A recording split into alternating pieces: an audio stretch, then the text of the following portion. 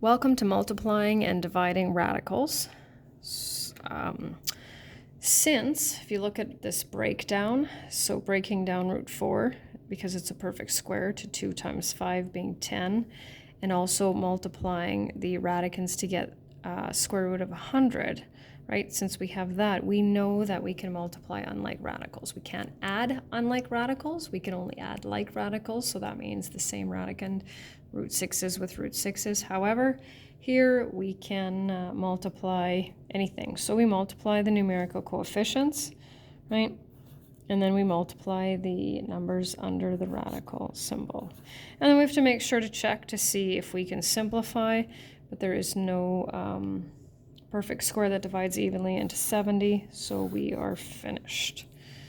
Moving on to the next one, 20 root 90. So it's up to you as to the number of steps that you wish to show.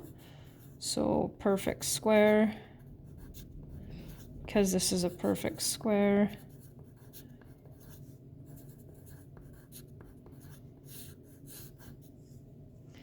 And that's our final answer. So here we have 3. So 2 times 3 is 6 times 6 is 36. 5 times 2 is 10. Times 3 is 30. There's no perfect square that divides evenly into 30, so that one's finished as well. And then our last one here. So now we're into, say, a monomial times a binomial, so we have to make sure to multiply that first one. No different than we would distribute in grade 9. So we have 8 root 18 minus 2 root 36. Always have to simplify. So 9 is the largest perfect square that divides evenly into that. 36 is a perfect square. 8 times 3. Okay. And these are not like radicals. This is what you would kind of consider a 12 root 1, right? So we have 24 root 2's minus 12, and that is as simplified as it gets. Okay, moving on.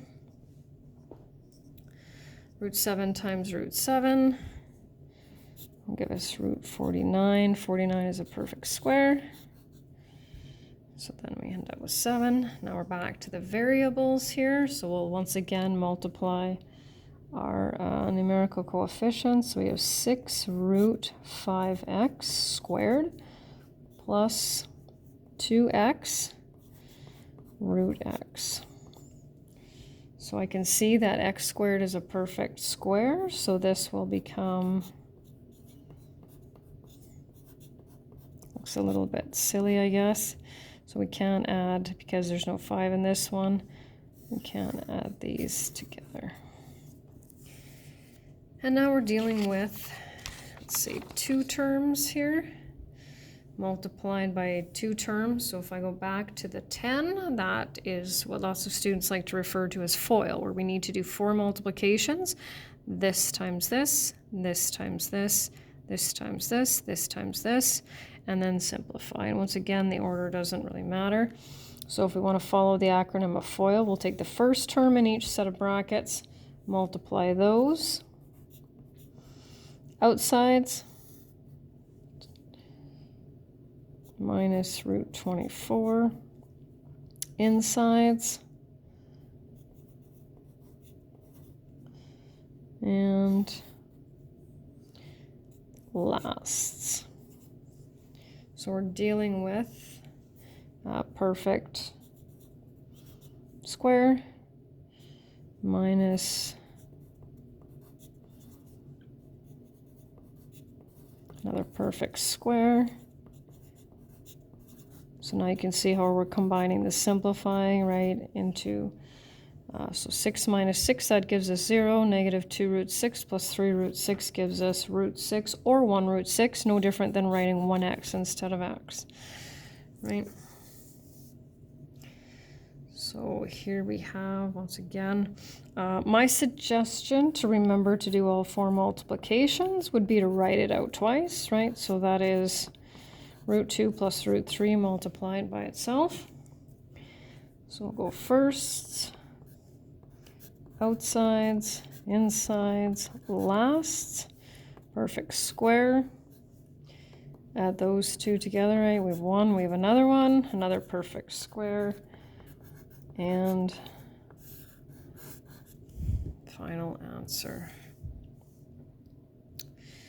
And then the last one on this one, so follow that.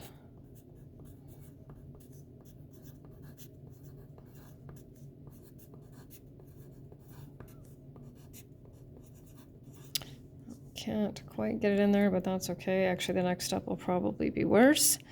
So now once again, we have to simplify and break it down. So 10 root 9.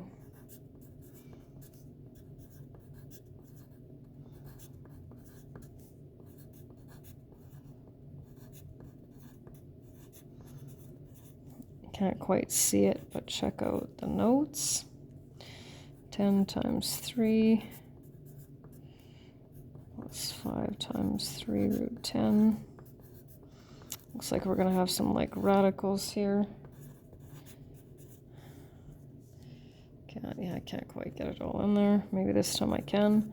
30 root 5 plus 15 root 10 minus 6 root 10 minus 6 root 5. So 30 root 5 minus 6 root 5 gives us 24 root 5 plus 15 minus 6 is 9. So that's it for the multiplication. And lastly is the division. So we can divide. And the division is kind of two parts. And so this is the first part. So we just make sure that we divide the numbers that are under the radical symbol as well as the coefficients. No coefficients here, so we have root 7.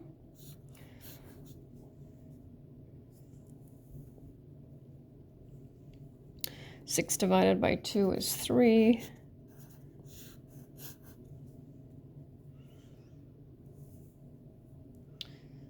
And now we have so we can simplify this fraction, right? So we can have 5 over 2 cube root of 3 or 5 cube root of 3 over 2.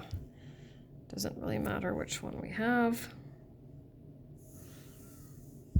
Okay, and then here, so this time we'll divide the 2 right into the 8, so we'll get 4 root 6 minus root 24. We have to simplify that.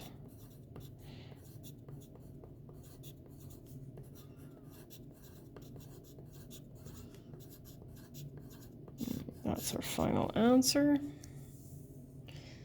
And this one here.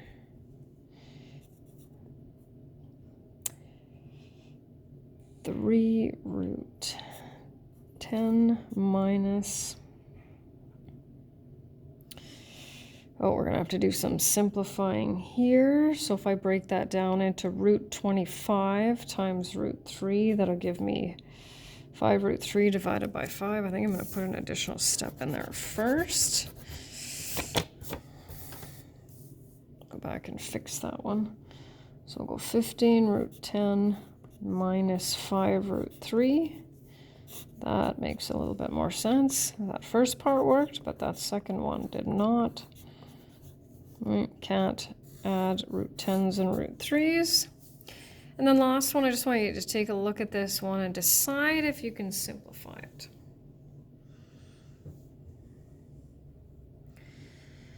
So remember, this is a 1 root 5, right? So 1 divided by 2 is a half. Right, and so if this was a 6, we could simplify it, but 1 divided by 2 doesn't simplify to a natural number or an integer for that matter. So it is actually in simplified form. And that's it.